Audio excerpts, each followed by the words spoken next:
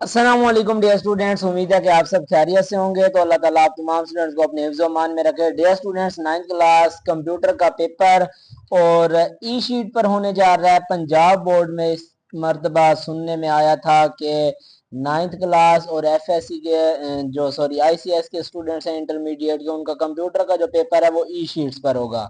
तो अब ई शीट पर आप लोगों ने लिखना कैसे है और ई शीट का मकसद क्या है और इसकी जो मार्किंग है ऑन स्क्रीन मार्किंग होगी, तो इसके बारे में आप लोगों को बताने जा रहा हूँ। वीडियो को कंप्लीट सुनना है, जो जो बातें बता रहा हूँ इस पर आप लोगों ने अमल करना है। तो कल आप लोगों का पेपर है। अब ई शीट का सबसे पहले मकसद होता है कि जो आपके पास वही क्वेश्चन लिखा हुआ होगा, क्वेश्चन के नीचे आप लोगों के पास लाइंस होंगी, जैसा कि आपकी ये स्क्रीन पर आप लोगों के पास शो हो रहा है। तो उन्हीं मखसूस लाइंस में आप लोगों ने इसको जवाब जो होगा वो लिखना होगा। तो अब जो ज़राए के मुताबिक जो मुझे रिपोर्ट मिली है कि इस मर्तबा अभी तक कोई कन्फर्म नहीं है कि ई शीट पर पेपर होगा या नहीं होगा। बट मुझे जो लगता है कि ई शीट पर नहीं होगा, क्योंकि ना ही कोई बोर्ड की तरफ से इसका कोई सैंपल भेजा गया। हाँ, इसके बारे में बताया गया था कि ई शीट पर पेपर होगा, बट अभी तक कोई कंफर्म नहीं है। कुछ नहीं कहा जा सकता कि ये ई शीट पर पेपर होगा या नहीं होगा। तो ज़्यादा चांसेस हैं कि ई शीट पर आप लोगों का पेपर नहीं होगा। अगर बिल फर्ज अगर हो भी जाता है तो फिर कैसे करना है, ये वीडियो में कंप्लीट बताने जा रहा हूँ। 2 से 3 बातें हैं जो इम्पोर्टेंट है, जो आपके पेपर के पॉइंट ऑफ व्यू से बहुत ज़्यादा अहमियत रखती हैं अगर आप लोगों का पेपर ई शीट पर होता है। तो पहले नंबर पर, तो अगर आप लोगों का पेपर ई शीट पर होता है तो आप लोगों ने इंक वाले पेन के साथ नहीं लिखना। इसको आप लोगों ने लिखना होगा बाल पॉइंट से।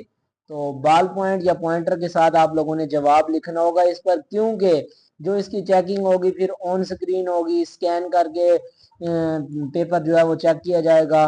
तो इंक वाला जो होता है उससे लिखा हुआ वहां से स्कैनर इसको सही तरह से पिकअप नहीं करता। तो पहली बात यह कि अगर खुदा न खास्ता या कल अगर आपका फर्ज करें ई शीट पर पेपर होता है तो आप लोगों ने बाल पॉइंट के साथ या फिर पॉइंटर के साथ लिखना होगा, इंक वाले पेन के साथ नहीं लिखना। उसके बाद इस पर ना टू द पॉइंट आप लोगों ने जवाब लिखना होगा, क्योंकि जो लाइंस दी हुई हैं उन्हीं लाइंस के अंदर ही रहते हुए आप लोगों ने इसका जो जवाब है वो लिखना होगा।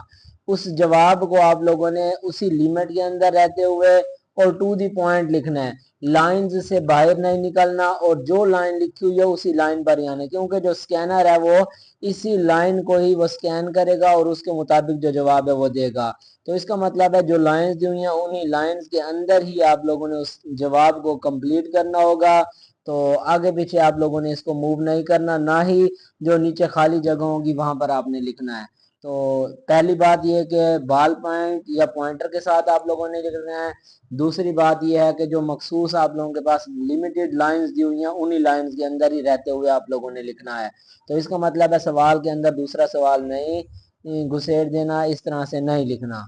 तो ये चंद एक बातें हैं, 2-3, इसको मद्देनजर रखते हुए आप लोग अपनी तैयारी जो कर लें। तो होप सो आपकी तैयारी बहुत अच्छी हो गई होगी।